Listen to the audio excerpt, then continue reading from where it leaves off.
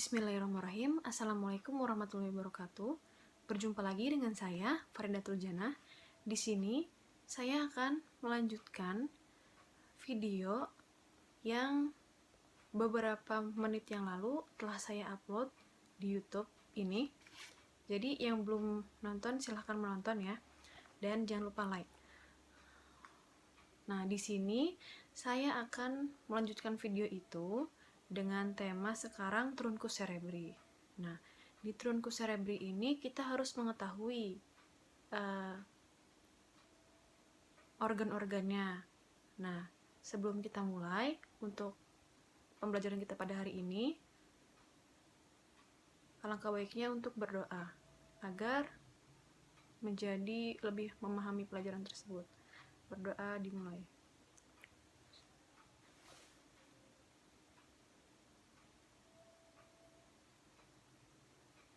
Doa selesai. Baiklah, langsung saja kita mulai. Untuk materinya yaitu truncus cerebri.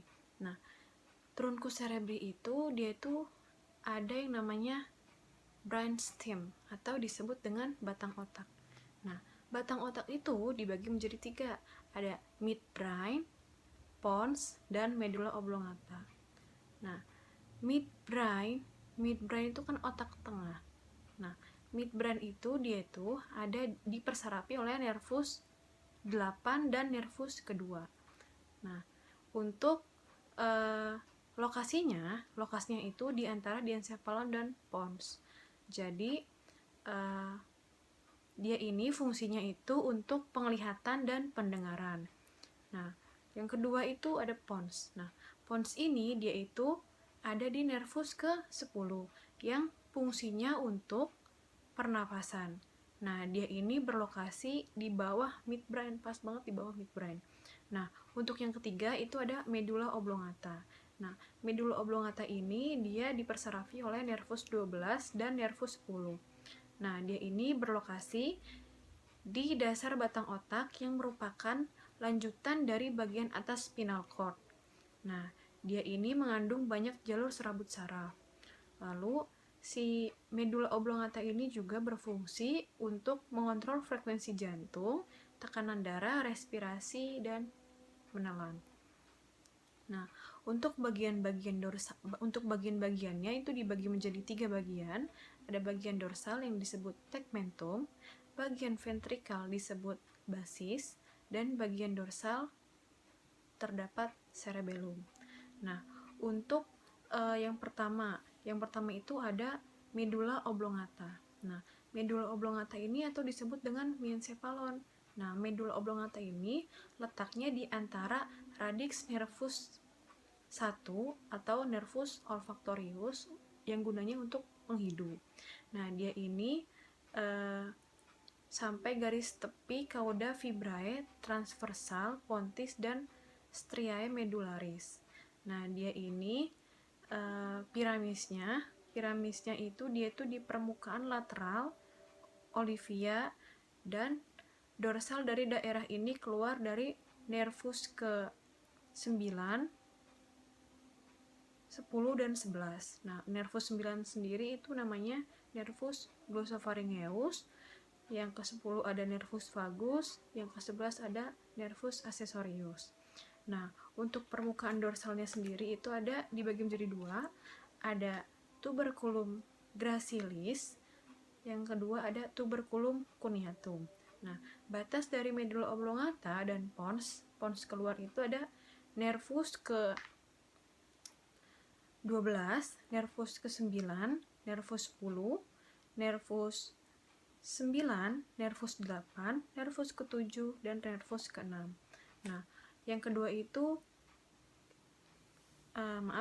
jadi medulla oblongata itu dia tuh mempunyai substansia grisea ya, yang membentuk inti-intinya itu dia tuh ada nucleus cranialis, nervus vestibulocochlearis, nervus hypoglossus, nervus vagus, lalu juga ada nervus glossopharyngeus, dan juga ada nervus accessorius. Nah, yang kedua itu ada nervus cuneatus, merupakan ujung fascialis cuneatus. Nah, yang ketiga itu ada nervus gracialis, merupakan ujung facialis gracialis. Nah, yang keempat itu ada nervus olivarius inferior. Dan yang kelima itu ada formasi reticularis, merupakan bagian dari sistem reticular activating system atau RAS. Nah, jadi LCS itu adanya di plexus choroideus yang ada di diencephalon. Lalu untuk substansia alba ini, substansia grisea ini, dia tuh nama lainnya itu adalah substansia alba. Nah, lalu untuk selanjutnya yaitu ada nuclei nervi cranialis di medulla oblongata. Nah, ada apa aja sih di situ? Ada general somatoafferent, lalu ada special visceroafferent, terus juga ada general visceroafferent, lalu selanjutnya itu ada pons. Nah, pons ini dibagi menjadi dua, ada dorsal sama ventrikal. Lalu pons ini dia tuh ada di nervus ke-5 dan nervus ke-6. Nah, kalau pons ini dia tuh nervus ke-5 itu dia tuh adalah trigeminus yang fungsinya untuk mengunyah. Lalu yang ke-6 itu ada nervus abducens yang fungsinya untuk pergerakan mata. Nah, untuk mesencephalon sendiri dia itu adalah otak tengah. Nah, otak tengah yang letaknya mesencephalon sendiri yang letaknya di antara pons dan diencephalon. Nah, dia ini untuk pergerakan bola mata. Nah, mesencephalon ini dia itu ada di nervus ke-7 dan nervus ke-3. Nervus 7 itu dia tuh trachealis dan nervus ke-3 itu dia nervus oculomotorius.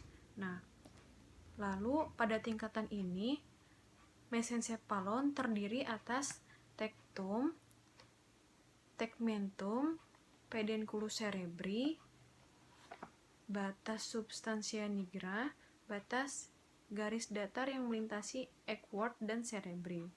Nah, pada mesencephalon hanya muncul dua saraf otak, yaitu ada nervus trochealis dan nervus oculomotorius. Lalu untuk syaraf itu dibagi menjadi dua, ada syaraf kranial dan syaraf spinal. Nah, untuk saraf kranial sendiri itu ada 12 pasang. Yang pertama itu ada nervus pertama itu ada nervus olfactorius. Nah, yang berguna untuk penghidu. Nah, yang kedua itu ada nervus opticus untuk penglihatan, nervus oculomotorius untuk gerak bola mata yang medial. Nervus keempat itu ada nervus trochealis, gerak bola mata superior. Kelima itu ada nervus trigeminus untuk mengunyah. Yang keenam ada nervus abducens untuk gerak bola mata lateral. Yang ketujuh ada nervus facialis untuk otot ekspresi wajah. Yang kedelapan ada nervus vestibulocochlearis untuk keseimbangan dan pendengaran.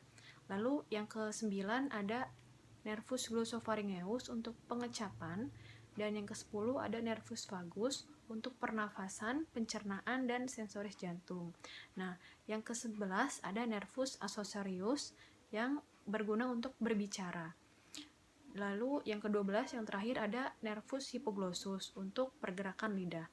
Nah, di samping itu ada juga yang namanya nervus spinal. Nah, nervus spinal ini terdiri dari 31 pasang dari medulla spinalis.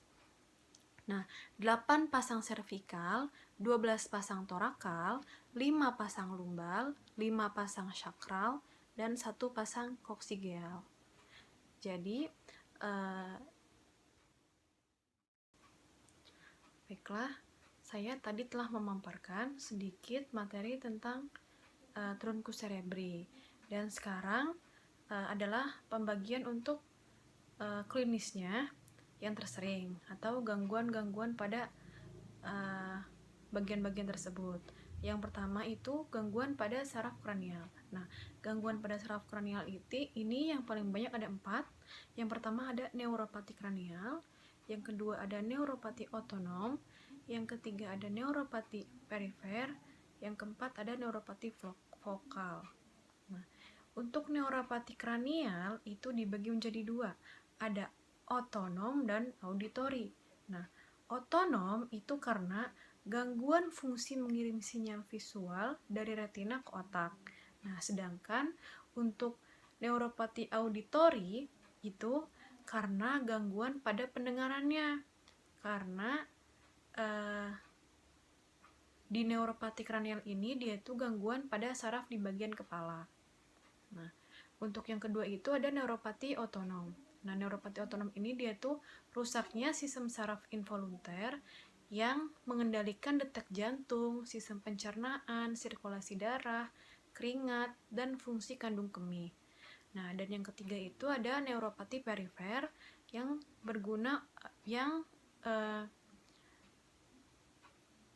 neuropati perifer ini dia tuh gangguan pada saraf kaki, tangan, jari, lengan, dan tungkai. Nah, saraf ini adalah saraf sistem yang berfungsi menghantarkan sinyal dari dan ke otak. Nah, untuk yang keempat itu ada neuropati vokal. Nah, neuropati vokal itu dia tuh mononeuropati, disebutnya mononeuropati nama lainnya. Nah, dia ini gangguan pada salah satu bagian tubuh. Contohnya itu ada paha, di kaki, lengan, otot, mata, ataupun dada. Nah, cukup sekian yang dapat saya sampaikan. Mungkin masih banyak lagi klinis-klinis yang belum saya sampaikan di video ini. Tetapi ambillah pelajarannya dengan apa yang telah saya sampaikan dan semoga dapat bermanfaat bagi kita semua. Saya akhiri, apabila ada salah kata dalam memaparkan, saya mohon maaf. Wassalamualaikum warahmatullahi wabarakatuh.